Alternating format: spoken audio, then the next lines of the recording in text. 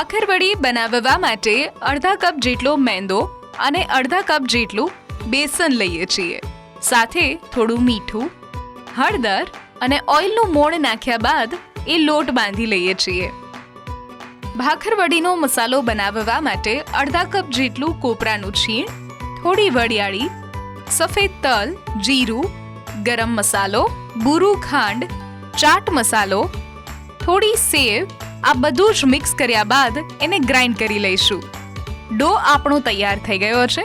આ રીતે મોટી રોટલી વણી લઈશું અને એના પર આમચૂરની ખાટી મીઠી ચટણી જે છે એ સ્પ્રેડ કરીશું.